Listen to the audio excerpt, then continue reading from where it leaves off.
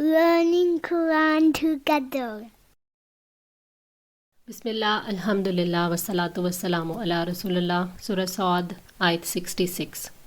रब्बुस समावाति वल अर्दी व मा बैनहुमा, वो आसमानों और ज़मीन का और उन दोनों के दरमियान का रब है। अल अज़ीज़ुल गफ़्फ़ार, सब पर गालिब, बेहद बख्शने वाला, यानी वो सारे जहान का खालिक है, मालिक है। अल्लाह ताला कमाल दर्जे का गलबा रखता है। उसने अपनी कुव्वत और गलबे से सारी मखलूक़ात को पैदा किया है। बेहद बख्शने वाला है। जो कोई तौबा करके गुनाहों से बाज आ जाता है वो उसके छोटे बड़े तमाम गुनाहों को बख्श देता है। कुल हुआ नबउन अज़ीम, आप कह दें कि वो एक बहुत बड़ी ख़बर है, यानी या नबी सल्लल्लाहु अलैहि वसल्लम आप उन्हें बता दीजिए कि मैंने तुम्हें ज़िंदगी बादुल मौत, हशर और नशर और अमाल की जज़ा सज़ा के बारे में जो ख़बर दी है वो बहुत बड़ी ख़बर है और इस बात की पूरी पूरी मुस्तहिक है कि इस मामले को अहम समझा जाए और इसके बारे में गफलत को जगह न दी जाए।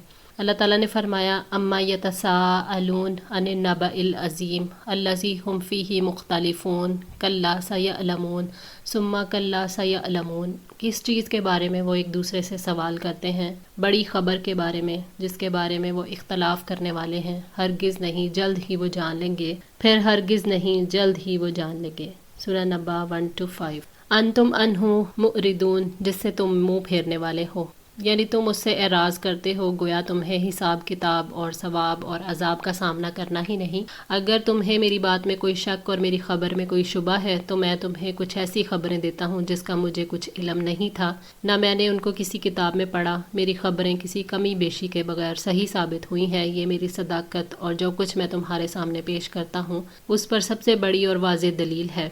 बड़ी ख़बर से एराज़ करने की तरफ इसलिए तवज्जो दिलाई गई है कि लोग उससे मुंह फेर रहे हैं, जबकि ये एक बहुत बड़ी हकीकत है जिसकी ख़बर दी जा रही है। लिहाजा इस पर तवज्जो दो और संजीदगी से उस पर गौर करो, गाफिल ना रहो उससे।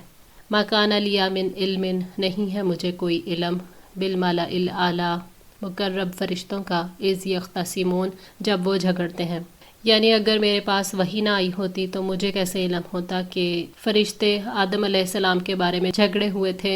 इब्लीस आदम अलैहिस्सलाम को सजदा नहीं करता और आदम अलैहिस्सलाम पर अपनी फ़जीलत का रब के सामने इजहार करता है। इब्न कसीर, मुराद वो गुफ्तगू है जो आदम अलैहिस्सलाम की पैदाइश से पहले हुई थी। अय्यूहा इलैया, नहीं वही की जाती मेरी तरफ, इल्ला अन्नमा अना नज़ीर मुबीन, मगर ये कि मैं तो डराने वाला हूँ खुल्लम खुला। नबी की तरफ ये वही की जाती है कि वो नज़ीर मुबीन है, लिहाजा वो इंजार यानी लोगों को बुरे अंजाम से डराने का काम करें। नज़ीर मुबीन होने से मुराद है कि साफ़ तौर पर ख़बरदार करने वाला हूँ। नज़ीर मुबीन की ज़िम्मेदारी है कि वो अल्लाह ताला के आयद करदा फ़राइज़ से लोगों को आगाह कर दे, जिनको अदा करके इंसान अल्लाह ताला के अज़ाब से बच सकते हैं, और उन हराम चीज़ों और नाफरमानियों के बारे में भी बता दे कि जिसकी वजह से लोग अल्लाह के अज़ाब के मुस्तहिक ठहरते हैं और जिनसे बच कर उन्हें अल्लाह की रज़ा नसीब होती है। इज़ क़ाला रब्बुका लिल मलाइकती, जब आपके रब ने फ़रिश्तों से कहा, इन्नी ख़ालिक़ुम बशरम मिन तीन, यकीनन मैं मिट्टी से इंसान पैदा करने वाला हूँ। अल्लाह ताला ने फ़रिश्तों से ये इरशाद फरमाया कि मैं मिट्टी से बशर पैदा करने वाला हूँ। बशर ज़मीन से वाबस्तगी की वजह से कहा, इंसान सब कुछ इसी ज़मीन पर करता है और उसकी असल भी मिट्टी ही है। फ़इज़ा सवैतुहु, फिर जब मैं उसे दुरुस्त कर दूँ, व नफ़ख्तु फ़ीही मिन रूही, और उसमें अपनी रूह में से फूंक दूँ, फ़क़ऊ लहू साजिदीन, तो तुम उसके लिए सजदे में गिर जाओ। यानी जब मैं आदम को पूरी तरह तैयार कर लूँ, उसका जिस्म मुकम्मल तौर पर दुरुस्त हो जाए और उसके जिस्म में रूह फूंक दूँ यानी जान डाल दूँ, तो तुम सब उसके आगे सजदे में गिर जाना। इस सजदे से नई मखलूक की इज़्ज़त मतलूब थी। ये सजदा इबादत नहीं, सजदा ताज़ीमी था। फ़सजदल मलाइकतु, तो सजदा किया फ़रिश्तों ने, कुल्लुहुम अजमाऊन, उन सब ने इकट्ठे। जब फ़रिश्तों ने आदम अलैहिस्सलाम की रूह और बदन की तख्लीक को मुकम्मल देखा और उन पर आदम अलैहिस्सलाम की फ़जीलत ज़ाहिर हो गई तो अल्लाह ताला ने हुक्म दिया कि उनको सजदा करें। तो जो कोई भी आसमान में थे या ज़मीन में, सब ने सजदा किया, कोई एक भी पीछे नहीं रहा। इल्ला इबलीस, सिवाय इबलीस के, इस्तकबरा, उसने तकब्बुर किया, वकाना मिनल काफिरीन, और वो काफिरों में से हो गया। इबलीस ने सजदा नहीं किया, उसने इनकार कर दिया गुरूर, हसद और तकब्बुर से, اس نے سجدہ کرنے میں اپنی توہین سمجھی اور آدم علیہ السلام کے سامنے اپنی بڑائی کا اظہار کیا، اللہ تعالیٰ کے حکم کے مقابلے میں تکبر کیا اور سجدے کے حکم کو ٹھکرا کر کافروں میں سے ہو گیا۔ قال یا ابلیسو، فرمایا اے ابلیس، ما منعکا، کس نے تجھے روکا، ان تسجد لما خلقت بیدی، کہ تو اسے سجدہ نہ کر جس کو میں نے اپنے ہاتھ سے بنایا، استکبرتا، کیا تو بڑا بن گیا، ام کنت من العالین، یا تو بلند مرتبہ لوگوں میں سے ہے۔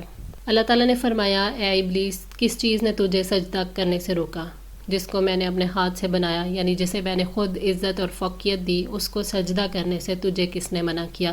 کیا تمہیں تکبر کی بیماری ہے یا تم بڑے درجے والوں میں سے ہو؟ قال انا خیر منہ، اس نے کہا میں اس سے بہتر ہوں، خلقتنی من نار، تو نے مجھے آگ سے پیدا کیا، وخلقتہ من طین، اور اسے مٹی سے پیدا کیا۔ ابلیس نے یہ سمجھا کہ میں آگ سے بنا ہوں اور آدم مٹی سے، آگ مٹی سے افضل ہے، اس لیے آدم علیہ السلام سے میں افضل ہوں۔ اللہ تعالیٰ نے فرمایا کہ جسے میں نے اپنے ہاتھوں سے بنایا، یعنی مٹی کو، آگ کے مقابلے میں شرف حاصل ہے۔ قال فاخرج منہا، فرمایا پھر نکل جا اس سے، فإنک رجیم، تو یقیناً تو مردود ہے۔ اللہ تعالیٰ نے فرمایا جنت سے، یعنی عزت کے مقام سے نکل جاؤ۔ اللہ تعالیٰ نے اسے اپنی رحمت سے دور کر کے ذلیل و خوار بنا دیا۔ وَإِنَّ عَلَيْكَ لَعْنَتِي، اور یقیناً تجھ پر میری لعنت ہے، الی یوم الدین، جزا کے دن تک۔ اللہ تعالیٰ نے ابلیس سے کہا کہ تم پر میری لعنت ہے قیامت کے دن تک، بلکہ دائمی لعنت ہے اور یہ کبھی ختم نہیں ہوگی۔ قال ربی فانذرنی، اس نے کہا اے میرے رب پھر مجھے مہلت دے، الی یوم یبعثون، اس دن تک جب سب اٹھائے جائیں گے۔ ابلیس نے کہا کہ اے میرے رب مجھے مہلت دے دے تاکہ میں تیرے بندوں کو گمراہ کروں جس کے لیے تو نے گمراہ ہونا مقدر کیا ہو۔ قال فإنک من المنظرین، فرمایا پس یقیناً تو مہلت دیے جانے والوں میں سے ہے۔ اللہ تعالیٰ نے اپنی حکمت کے مطابق ابلیس کو مہلت دیتے ہوئے فرمایا کہ تجھے مہلت دی گئی، الی یوم الوقت المعلوم، اس دن تک جس کا وقت معلوم ہے، یعنی اس دن تک تمہیں مہلت دی جاتی ہے جس کا وقت مقرر ہے۔ جب آدم علیہ السلام کی ذریت پوری ہو جائے گی تو امتحان بھی ختم ہو جائے گا۔ قال فبعزتک، اس نے کہا تو تیری عزت کی قسم، لأغوینہم اجمعین، میں ان سب کو ضرور گمراہ کروں گا۔ ابلیس نے اپنی آدم علیہ السلام اور ان کی اولاد کے ساتھ دشمنی کا اظہار کرتے ہوئے کہا کہ میں آپ کی عزت کی قسم کھا کر اعلان کرتا ہوں کہ ساری نسل اور آدم علیہ السلام کو گمراہ کروں گا، الا عبادک منہم المخلصین، سوائے تیرے ان بندوں کے جو خالص کر دیے گئے۔ ابلیس نے مخلص لوگوں کے بارے میں بتایا کہ میں ان کو گمراہ نہیں کر سکوں گا۔ مخلص لوگوں سے مراد ایسے لوگ ہیں جو چنے ہوئے اور پسندیدہ ہوتے ہیں۔ قال فالحق، فرمایا پس حق ہے، ذو الحق کا اقول، اور حق ہی میں کہتا ہوں۔ اللہ تعالیٰ نے فرمایا کہ یہ حق ہے اور میں سچ ہی کہتا ہوں، یعنی میری بات غلط نہیں ہو سکتی۔ لَأَمْلَأَنَّ جَهَنَّمَ، البتہ میں ضرور بھر دوں گا جہنم کو، منک وممن تبعک، تجھ سے اور ان سے جو پیروی کریں گے تیری، منہم اجمعین، ان میں سے سب کے سب سے۔ اللہ تعالیٰ نے فرمایا کہ میں تمہیں اور تمہاری پیروی کرنے والے جنوں اور انسانوں کو جہنم سے بھر دوں گا۔ فرمایا قال اذهب فمن تبعک منہم فإن جہنم جزاؤکم جزاء موفورا، اللہ تعالیٰ نے فرمایا جا پھر ان میں سے جو بھی تیری پیروی کرے گا تم سب کا پورا پورا بدلہ یقیناً جہنم ہی ہے۔ سورہ بنی اسرائیل 63۔ قل ما اسألکم علیہ من اجر، آپ کہہ دیں کہ میں اس کام پر تم سے کوئی اجرت نہیں مانگتا، وما انا من المتکلفین، اور نہ میں تکلف کرنے والوں میں سے ہوں۔ اللہ تعالیٰ نے فرمایا کہ اے نبی صلی اللہ علیہ وآلہ وسلم آپ کہہ دیں کہ میں اللہ کی طرف بلانے کا تم سے کوئی اجر، کوئی بدلہ نہیں مانگتا۔ میں کسی ایسی چیز کا دعویٰ نہیں کرتا جس کا مجھے اختیار نہ ہو، نہ میں ایسی بات کی ٹو میں رہتا ہوں جس کا مجھے علم نہیں، میں تو صرف اسی چیز کی پیروی کرتا ہوں جو میری طرف وحی کی گئی ہے۔ ان ہوا الا ذکر للعالمین، یہ تو ایک نصیحت ہے تمام جہان والوں کے لیے، یعنی یہ قرآن اور وحی ایک نصیحت ہے سارے جہان والوں کے لیے، باعث عزت ہے۔ کل ایو شیء اکبر شہادتا، قل اللہ شہید بینی و بینکم واوحی الی ھذا القرآن لانذرکم بہ ومن بلغ ائنکم لتشہدون ان مع اللہ آلہۃ اخری قل لا اشہد قل انما ھو الہ واحد واننی بریء مما تشرکون۔